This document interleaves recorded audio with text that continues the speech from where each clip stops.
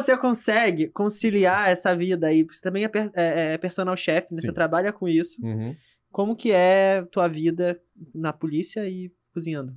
Foi um desafio muito grande, né, depois do MasterChef, porque a partir do MasterChef realmente eu passei a ter a gastronomia como na esfera profissional da minha vida, e isso foi complicado conciliar os dois, né? Em diversos momentos, a gastronomia teve que ser colocada numa questão um pouco De hobby. aquém do que eu realmente poderia atingir, porque na polícia, eventualmente, eu era colocado numa função que demandava muito tempo e a prioridade, não tem como. Era a profissão que eu tenho 21 anos de carreira.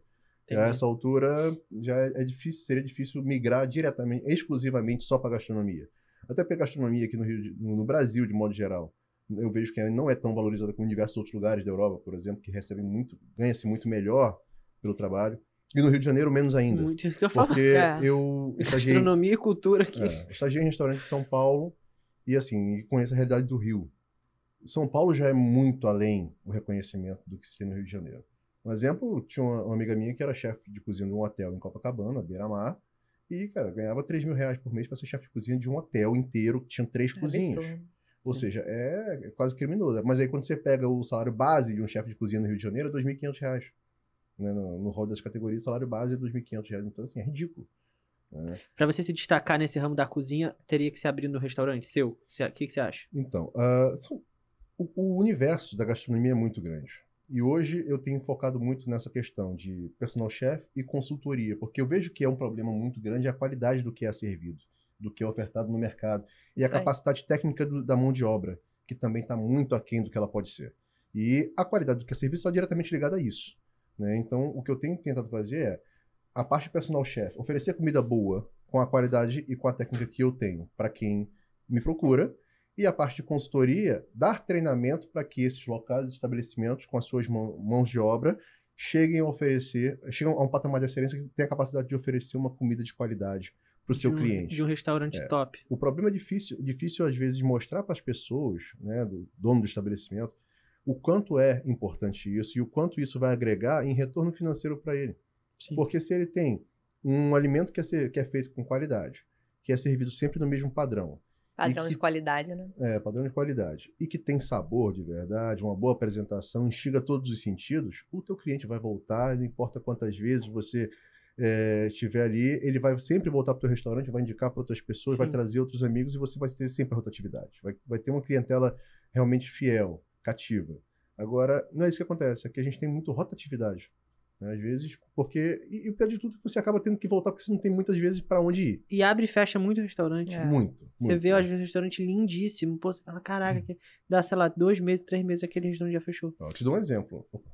Hoje as pessoas gostam de experiência, né? Uhum. Sim, tem que ter todo... Vocês já assistiram o Menu? Ainda não assisti. Ainda não. Caraca, é muito maneiro. Tá no Star Plus. Tá na minha lista. É muito legal esse filme. Mostra aí sobre a experiência de você viver uma boa gastronomia. 12 pessoas vão pra uma ilha e tem lá o chefe que vai dando uns pratos e não sei o que, acontece uns negócios lá. Mas é muito legal, assim, como que... E hoje em dia essa coisa do ambiente, do cheiro do restaurante, do cardápio, de como a pessoa tá vestida... Tudo isso em conta. Fala do restaurante que você falou. Eu vou dar um exemplo do restaurante, que uma vez eu recebi uma proposta para ser chefe de um restaurante aqui. Lá no Recreio, inclusive, beira-mar, restaurante. Cara, o cara investiu muito. Salinas, mentira. Falei nada. E restaurante todo de vidro. Dava um excelente sunsetzinho ali na frente, uma varanda muito bacana com um bar do lado de fora. E aí, me chamaram para ser chefe. Eu falei, beleza, vamos lá. Deixa eu ver o local, conhecer, vi qual era a proposta do projeto. Aí marcamos a reunião para apresentar o cardápio. Aí eu cheguei lá com o meu cardápio e falei, cara, um cardápio enxuto, comidas bacanas, comidas legais. Você que leva o teu cardápio, né? Eu pensei no cardápio. O normal é isso acontecer. Você analisou o local e... Isso, né? A proposta de projeto. O local, o normal acontecer. Se eu contrato um chefe, o chefe vai fazer o cardápio. Aí cheguei lá na boa vontade com o cardápio, porque eu imaginava. Um cardápio enxuto, para não ter desperdício, um cardápio objetivo, né, que fosse atender às demandas do local, que tivesse identidade, realmente fosse trazer para o local uma identidade própria.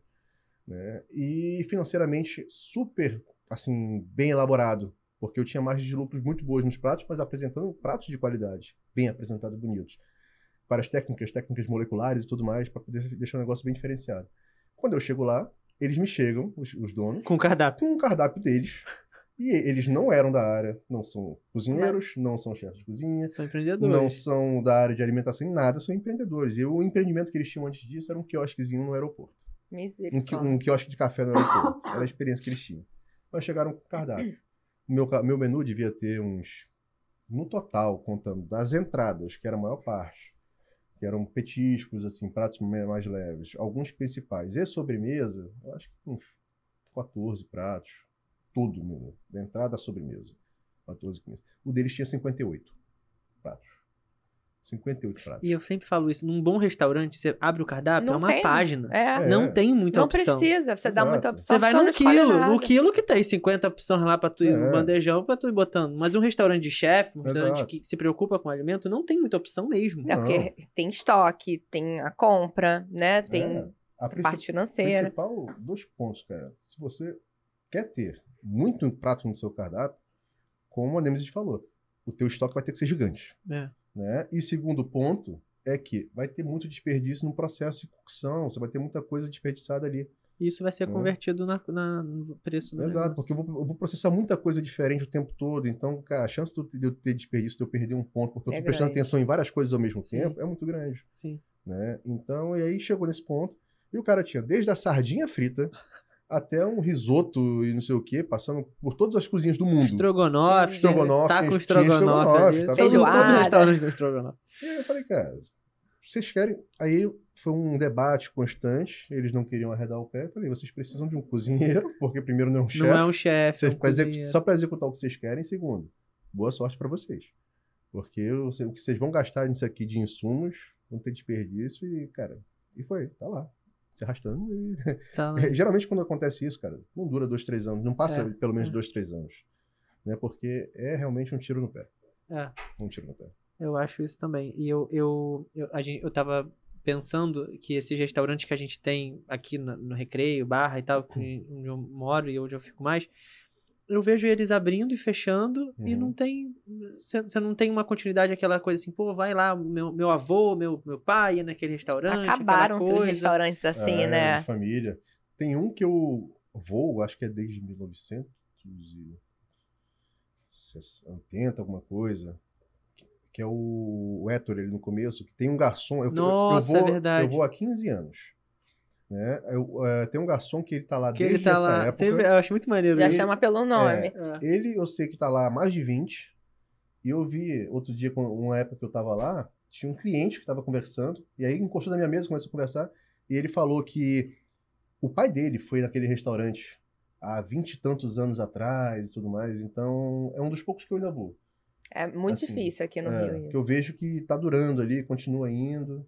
Né? E tem um restaurante, né, você falou da 50 eu não sei quantas opções, né, de preparações. Muito restaurante abre e fecha por conta disso. Imagina a demanda dessa cozinha, né? É difícil você conseguir manter o padrão, né, do que você tem que estar entregando, porque tudo... Se eu tenho 20 pratos principais, 30 pratos principais à disposição, o cliente fica até sem saber o que fazer.